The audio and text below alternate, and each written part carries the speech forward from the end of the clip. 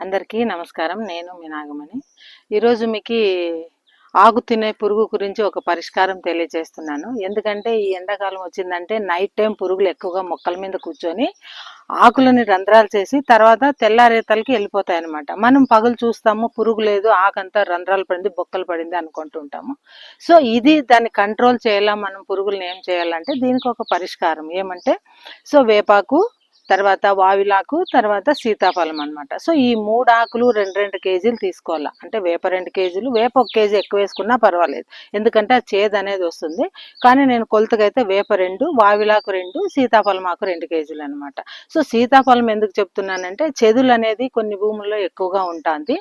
ఆ చెదులు ఏమంటే కాండము దగ్గర మొక్క బుడుం నుంచి కాండం వరకు వచ్చేసి చెదులంతా తినేసి ఆ మొక్కని డ్యామేజ్ చేస్తుంది అనమాట, కింద బుడాన్ని. సో అది కంట్రోల్ కావాలని నేను సీతాఫలం కలపమంటున్నాను, కానీ పురుగు కూడా కంట్రోల్ అవుతుంది. సో ఈ 3 ఆకులు బాగా గ్రైండ్ చేసేసి దీన్ని ఉడకపెట్టాలన్నమాట.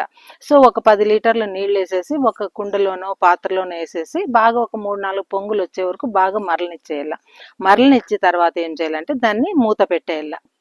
అది చల్లగా అయ్యే వరకు మూత పెట్టి చల్లారిన తర్వాత ఒక బట్టతో వడబోయాల. ముఖ్యంగా ఈ కషాయాన్ని ఏం చేయాలంటే సాయంకాలం పూట్ల మాత్రమే మనము స్ప్రే చేయాలి మొక్కలకి. ఎందుకంటే పగులు ఎండు ఉంటుంది, మీరు చేసిన ఆ పురుగు అనేది మొక్క మీద ఉండదు. మీరు సాయంకాలం చేస్తే సాయంకాలం వచ్చి మొక్క మీద ఆ పురుగు అనేది వచ్చి ఆకును తింటుంది కాబట్టి సో సాయంకాలం అయితే ఆ పురుగులకి అది పనిచేస్తుంది. సో మీరు ఏం చేయాలంటే పగులంతా తయారు చేసుకొని చల్లగైన తర్వాత వడగట్టి సాయంకాలం 5 పైన మొక్కల పైన స్ప్రే చేయండి, పిచికారీ చేయండి.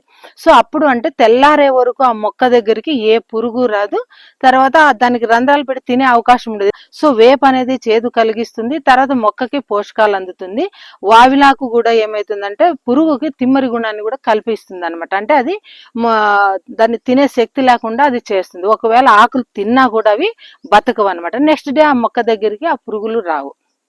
సీతాఫలము మీకు చెప్పినాను కదా, చెదులకి పనిచేస్తుంది, తర్వాత పురుగును కూడా కంట్రోల్ చేస్తుంది. సో ఈ 3 ఆకులని మీరు వేప, వావిలాకు, తర్వాత సీతాఫలం 3 6 కేజీల ఆకు తీసుకొని బాగా నున్నగా పేస్ట్ చేసి ఒక 10 లీటర్ల నీళ్ళలో ఒక కుండలోనో ఒక పాత్రలోనో బాగా బాయిల్ చేసేసి బాగా మూత పెట్టండి. చల్లారిన తర్వాత వడగట్టి దానికి లీటర్కి 10 లీటర్లు నీళ్ళు వేసుకొని మొక్కల పైన సాయంకాలం 5 గంటల పైన తర్వాత స్ప్రే చేసి చేయండి.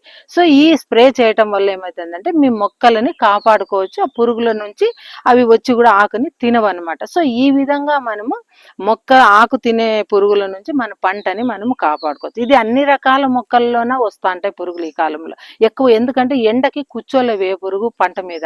సో సాయంకాలం అయితేనే అవి మొక్క దగ్గరికి వచ్చి తనకు కావాల్సిన ఆహారాన్ని తీసుకుంటుంటాయి. సో ఇంకా ఆ పురుగులు ఎట్లా అంటే కొన్ని గొంగళి పురుగులు ఉంటాయి, దాసర పురుగు, లద్దె పురుగు, రెక్కల పురుగులు, అంటే రకరకాల పురుగులు అనమాట. ఈ గొంగళి పురుగులు అయితే ఆకు కిందకు దూరుకుంటాయి ఎండలోన, రెక్కల పురుగులు అయితే ఎగిరిపోతాయి అనమాట. సో ఈ విధంగా ఇన్ని రకాల పురుగుల్ని మనం అన్ని పంటలకి అన్ని మొక్కలకి వస్తాయి ఈ పురుగులు. ఇవి దాన్ని మనం కంట్రోల్ చేయాలి, మన పంటని కాపాడుకోవాలంటే మీరు ఈ 3 ఆకుల కషాయాన్ని తయారు చేసుకొని మీరు పంట పైన స్ప్రే చేయండి, మీ పంటని మీరు కాపాడుకోండి.